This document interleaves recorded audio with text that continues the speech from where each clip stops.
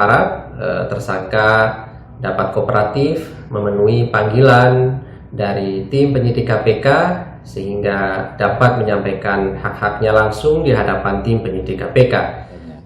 Ada laporan dari PPATK tentang dugaan korupsi atau ketidakwajaran dari penyimpanan dan pengelolaan uang yang jumlahnya ratusan miliar. Halo Pedikers. Berbicara pejabat di Indonesia, rasanya nggak ada kapok-kapoknya ya untuk tidak melakukan korup dan tak masuk ke sel tahanan selama setahun saja. Iya kan? Selalu ada saja pelaku-pelaku korupsi di berbagai wilayah tanah air. Dan baru-baru ini, Gubernur Papua Lukas NMB sedikit membawa berita heboh di kalangan masyarakat. Yang heboh bukan cuma dugaan uang ratusan miliar saja, tapi aksi demo masyarakat Papua yang turut menyita perhatian karena menolak Lukas NMB sebagai tersangka korupsi.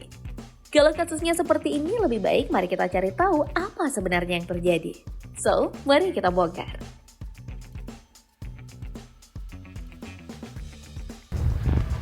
Dari hasil penyidikan KPK, ada beberapa temuan yang cukup mengejutkan soal kasus korupsi Lukas NMB. Seperti dugaan setoran uang tunai sebanyak 560 miliar rupiah ke kasino judi. Menurut Kepala Pusat Pelaporan dan Analisis Transaksi Keuangan atau PPATK, Bapak Ivan Yustiavandana mengatakan bahwa hasil analisis timnya menemukan ada 12 transaksi dari Lukas NMB ke kasino judi. Nah, penyetoran ini dilakukan oleh Lukas NMB selama bertahap dan dalam periode tertentu. Yang mencengangkan, dalam satu periode Lukas NMB dicurigai sempat menyetor uang tunai sebanyak 55 juta dolar Singapura atau sekitar 560 miliar rupiah. Karena temuan ini, KPK jadi curiga dengan Lukas NMB dan berani menetapkan gubernur asal Papua itu sebagai tersangka. Untuk sekarang diketahui PPATK telah memblokir sejumlah kartu rekening milik Lukas NMB yang diduga menjadi wadah untuk mentransfer dan menampung dana melalui 11 penyedia jasa keuangan. Dari hasil pembekuan, total rekening yang tersimpan ada 71 miliar rupiah di ATM Lukas NMB. Mengenai masalah korup Gubernur Papua sendiri, sebenarnya masih banyak yang didalami oleh KPK, karena baru 1 miliar saja yang bisa menjadi barang bukti kalau Lukas NMB benar-benar bersalah. Namun Wakil Ketua KPK Alexander Marwata menerangkan, kalau tindakan KPK bukan termasuk kriminalisasi, melainkan masih ada kecurigaan lain yang terus dikembangkan KPK terkait kasus korupsi Lukas NMB. Oh my god. Kalau emang iya, lantas kenapa Lukas NMB mendapat pembelaan dari sebagian masyarakat Papua? Padahal selama ini kita tahu kalau masyarakat bagian timur termasuk pihak yang paling menentang tindakan korupsi. Ternyata usut punya usut, selama menjabat 2 periode sebagai gubernur di Provinsi Papua, Lukas NMB dikenal sebagai pemimpin yang baik dan mampu mengembangkan perekonomian penduduk.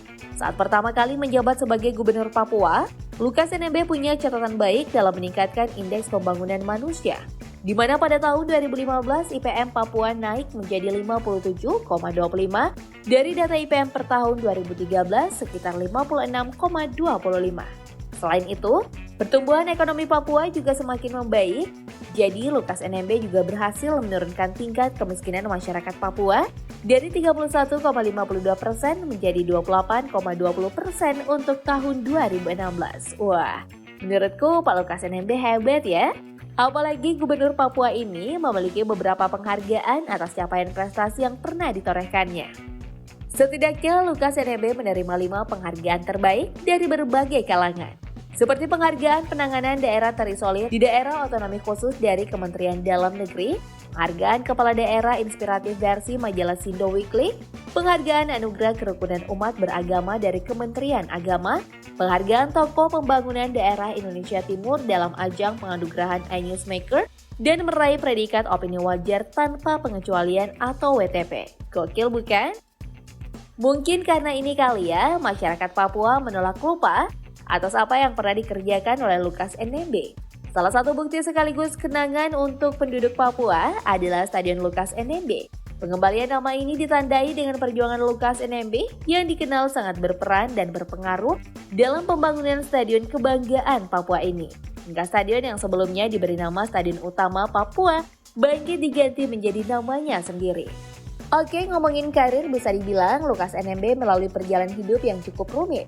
Selama 12 tahun, pria kelahiran Irian Barat ini menghabiskan pendidikan sekolah dasar SMP hingga lulus menengah atas di Sentani, Jayapura.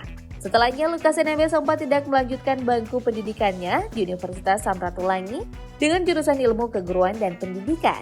Ya, nasib orang memang tak ada yang tahu kecuali Tuhan dan kerja keras kita sendiri. Seperti Lukas NMB, kegagalannya di masa itu justru membuat ia lanjut ke kampus yang sama dengan mengambil jurusan lain, yaitu ilmu sosial dan politik. Hampir 5 tahun menjalani masa-masa sulit, Lukas NMB dinyatakan lulus pada tahun 1995.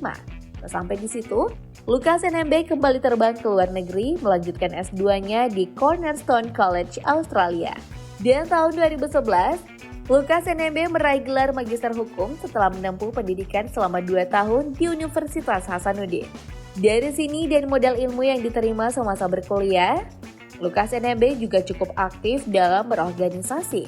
Beberapa di antara organisasi itu, Lukas NMB punya posisi yang penting loh Bedegers, seperti menjadi Ketua Dewan Pembina DPW PDS, Ketua DPD Partai Demokrat Provinsi Papua, sampai memegang kuasa sebagai Ketua Asosiasi Bupati Pegunungan Tengah Papua. Di samping itu, karir jabatan Lukas NMB mungkin patut kita contoh nih Bedegers. Karena pria berusia 55 tahun ini beranjak dari bawah, naik sampai menduduki kursi gubernur Papua hingga tahun 2022 sekarang. Jadi sebelumnya Lukas NMB terpilih 2 periode sebagai gubernur Papua.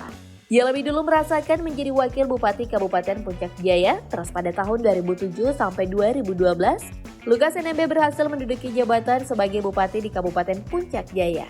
Wah, hebat banget bukan?